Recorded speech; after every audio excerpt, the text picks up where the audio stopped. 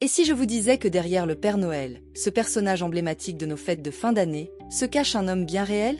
Un homme qui a vécu il y a près de 1700 ans et qui a inspiré des légendes qui traversent encore les siècles. Il s'agit de Saint Nicolas, un évêque devenu un véritable mythe. Vous le connaissez sous le nom de Père Noël, mais derrière le personnage jovial et barbu que nous célébrons à Noël se cache un homme bien différent, un évêque chrétien de Myre dans l'actuelle Turquie, et un fervent défenseur de la justice et de la foi. Alors, comment cet homme est-il devenu Santa Claus? Le personnage de Saint Nicolas est un mystère historique, entouré d'innombrables légendes et récits fabuleux. Même son existence a été remise en question par des historiens. Dans The Saint Who Would Be Santa Claus, l'auteur Adam English nous propose de faire le tri entre les faits et la fiction pour retrouver l'histoire réelle de cet homme. Nicolas est né autour de l'an 260, dans la région de Lycie, en Asie mineure, ce qu'on appelle aujourd'hui la Turquie. C'est là qu'il grandit, dans une famille chrétienne, à une époque où le christianisme était encore une minorité persécutée. Ce n'était pas une vie tranquille pour un homme de foi, mais Nicolas allait devenir évêque de Myre et jouer un rôle décisif dans l'histoire de l'Église. Si l'on devait représenter cette quête de vérité, ce serait comme essayer de nettoyer une mosaïque antique. On retire délicatement les coquillages et la saleté accumulée pour voir les vraies couleurs et les vrais détails d'un personnage historique unique. Plongeons maintenant dans le contexte historique et culturel. Saint Nicolas a vécu à une époque où l'Empire romain traversait des bouleversements majeurs.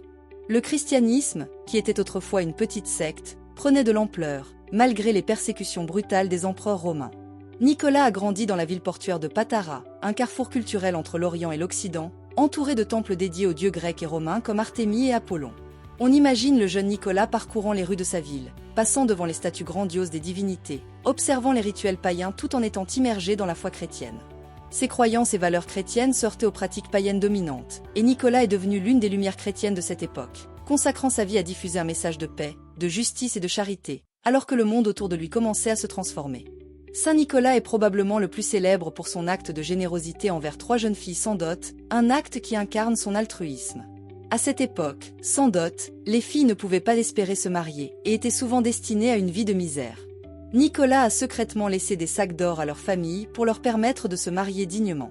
Cette histoire, qui est restée dans les mémoires, est devenue l'une des premières légendes associées à Saint Nicolas.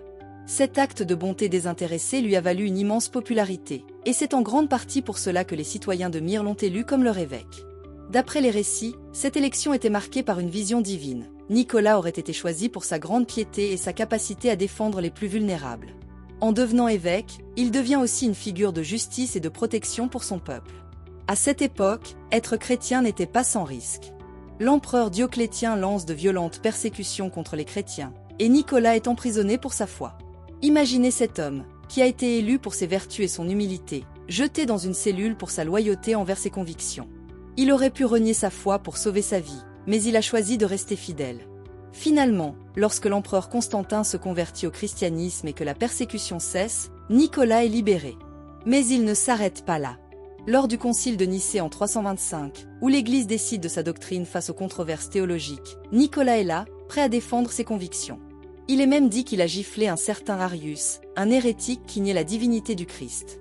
Cet acte impulsif, même s'il est légendaire, montre bien la passion de Nicolas pour défendre ce qu'il considère être la vérité. La vie d'un évêque à cette époque n'était pas de tout repos. Nicolas a dû faire face à des situations de crise et de violence. Dans plusieurs récits, on le voit intervenir pour protéger des innocents de la mort. Lorsqu'il apprend que des hommes innocents vont être décapités pour des crimes qu'ils n'ont pas commis, il se précipite et empêche l'exécution. Ce n'est pas seulement un homme de foi, mais aussi un homme de courage, qui prend des risques pour défendre ceux qui n'ont pas la possibilité de se défendre. Ses actions lui valent le respect et l'amour des habitants de Myre, qui voient en lui un protecteur et un guide. À travers ses interventions, il incarne la justice et la charité chrétienne dans une époque pleine d'injustice et de souffrance.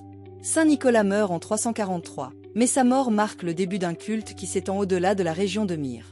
Très vite, des histoires de miracles commencent à se répandre, des marins sauvés en mer, des malades guéris et des injustices corrigées. En 1087, ses reliques sont transférées en Italie, à Bari, où un sanctuaire lui est consacré. C'est ici que Saint Nicolas devient un véritable phénomène, avec des pèlerinages et des festivités en son honneur. Son culte traverse la Méditerranée et gagne de plus en plus de popularité en Europe. Sa réputation de générosité et de protection des enfants se renforce, surtout dans les régions germaniques et scandinaves, où il devient le protecteur des enfants et des marins. Alors, comment Saint Nicolas est-il devenu Santa Claus? L'histoire de sa transformation commence au Moyen Âge, où il est célébré comme le saint patron des enfants, des marins et des écoliers. On le fête le 6 décembre, jour de sa mort, et une tradition se crée. Ce jour-là, on offre des cadeaux aux enfants, en souvenir des actes de charité de Saint Nicolas. Ce sont les Hollandais qui apportent cette tradition en Amérique au XVIIe siècle, où Saint Nicolas devient Saint-Terclas, un nom qui évolue en Santa Claus au fil du temps. Puis, au XIXe siècle, la poésie et la littérature populaire, comme le poème A Visit from Saint Nicholas ou The Night Before Christmas, popularisent l'image du bonhomme généreux, vêtu de rouge, avec une longue barbe blanche et un grand sac de cadeaux. Dans les années 1930, Coca-Cola en fait même la figure centrale de sa campagne de Noël, créant l'image de Santa Claus que l'on connaît aujourd'hui, un homme jovial, habillé en rouge et blanc, qui descend par les cheminées pour apporter des cadeaux aux enfants sages. Et voilà comment un évêque d'Asie mineure, qui a consacré sa vie à la justice et à la charité, est devenu le Père Noël, une icône de la générosité et de l'esprit de Noël. La vie de Saint Nicolas est plus qu'une histoire de légende, c'est une leçon intemporelle de bonté, de courage et d'altruisme, des valeurs qui continuent de résonner dans nos célébrations aujourd'hui. J'espère que cette plongée dans le passé vous a captivé et qu'elle vous a permis de découvrir la richesse de ce personnage fascinant derrière le Père Noël.